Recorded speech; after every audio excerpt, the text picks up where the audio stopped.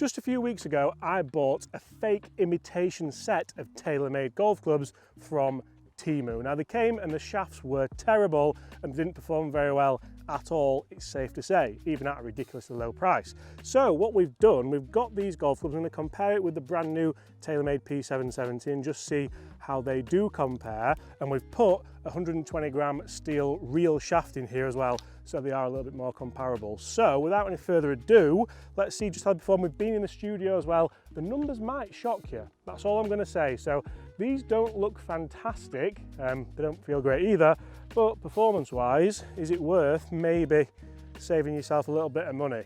Let's go with the real club to kick things off. I'm a huge fan of this year's TaylorMade P770. I think the one thing you are certainly spending your money on if you do go for a set of these is that feel, is that look, is that nice crisp ball flight that you can get, although they're not cheap. So it's another thing to bear in mind. So we're 165 yards out here.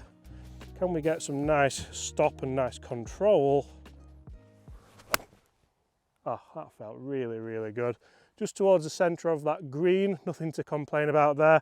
I would anticipate that's probably gone the right yardage, and I would anticipate it's probably stopped fairly quickly on these lovely moist greens, you could say, at Woolley Park Golf Club. So it's actually Gaz that did this for us, so thanks Gaz for that.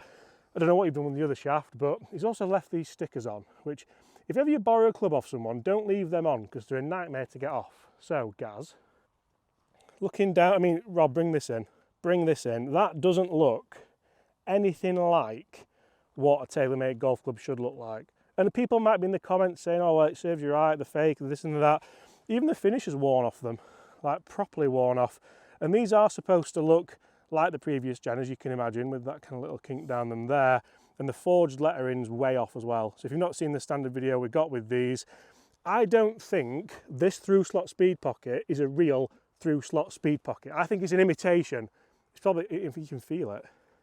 I bet I could take that out, you know, there's nothing. Anyway, I'm surprised it's not, I'm surprised I've not took my finger off there, Rob, you're right. Okay, so how does it feel out on the course? That actually felt, you know what, it didn't feel too bad at all. It's exactly the same line, very similar ball flight. Is it up there? Very similar divots as well. Let's go and see where it's finished, then let's find a few other little spots on the golf course before we talk numbers for this imitation fake club. How do you feel about imitations as well? Like, I don't really like them because I think a lot of R&D goes into the real stuff and then you're just nicking someone else's technology or someone else's looks and someone else's brand, which I don't like. So, consistency-wise between those two shots, to be fair, I'm quite impressed with both of those shots. It's not an easy flag to attack. You're never going to go at the flag, so to go at the opening of the green is exactly what I have done. You can see they've both pitched relatively close together and they've both finished bang next to each other. So in terms of consistency there, I can't really say that one's better than another. The other thing you have to think about is, are these clubs legal when it comes to the kind of COR of the faces? Because if you do have a club that's maybe a little bit, do irons have rules of COR? Or is it just drivers? I don't know. Shafts certainly have rules, don't they? But anyway, is it legal? Who knows? Might not be, might be. A golf iron be illegal if fake. So they're not USG tested, so therefore they're not on the conforming list, so therefore they are illegal. That's on Golf WRX, and they're really, really sharp on stuff like this. I don't think I could use them safe in the knowledge I'm not cheating, because they're not on the USGA approved list, because they're an imitation. That's what I'm going with. You happy with that? Would you do that? Would you say that? Is that a sarcastic thumbs up? That's thin ice, mate, you, thin ice. And you see, a lot of it would come down to consistency levels as well. It's okay hitting one good shot with a real and a fake iron, but let's say if I hit 3 fake ones and 1 real one here, how consistent is that fake face going to be? Is it going to stand the test of time? Is it going to break on me? Because that's the last thing you would want, is it? A club that just breaks on you over time. So we'll hit a target one with the real one to kick things off. I'll give you that, Bobby, because it's wet underfoot. And then we'll see just potentially how good this iron is. Here's one. If I get a hole in one here, does it count with that fake?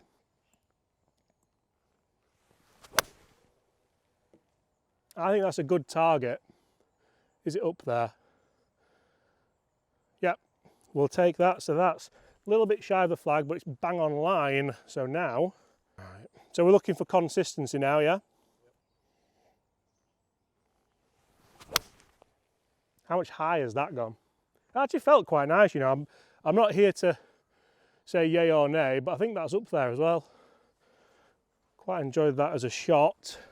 You know, I've got worse and worse at teeing up a golf ball over the last few years. Always takes 2 attempts. But who's really to blame here? Is it the imitation people who are selling these online and making them in factories wherever?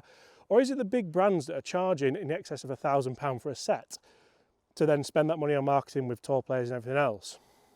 It's a tough one, isn't it? I think it's a really tough argument, that, because, like I said, I don't agree with people copying stuff and making fake things, and like Bobby's fake essential jumpers and the Gucci stuff that he wears, and I don't like it. But if things weren't so expensive, would people bother?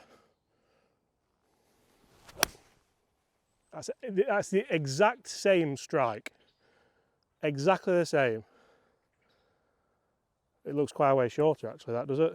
Yeah, but I mean, if you rocked up and said, I've got, like, most people would look at them and go, are they? Are they? Like, you look at the finish on the real one, and it's a bit different. Right. Same again.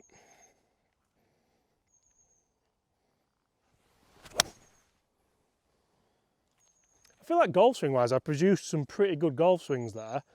I think we've got pretty similar results. Guys, let's jump in the studio. Let's see exactly what difference we have seen with these clubs, and then let's have a look at the differences we've seen there, because real world for me is rather important. So what are we talking about numbers difference with this real 770 and of course the fake one with a real fitted shaft in there? Gaz, thank you for that one. Let's go with the real one first, because I feel like the 770 is one of the better clubs on the market in 2024. Looks lovely down at the ball. And straight away you can see a really nice powerful flight. I've turned that over just a little bit, and that one's carried 156. It was a little bit duffy, but we've also got 5,500 spin, which I don't particularly mind too much on a 7-iron. So let's go again. That's a better one, much better golf swing. You can see that one's 6,700 spin, and that one's pitching up at 160. So for me, I would anticipate a club like this, 165 to 170, I would be going out on the golf course if I had the shot.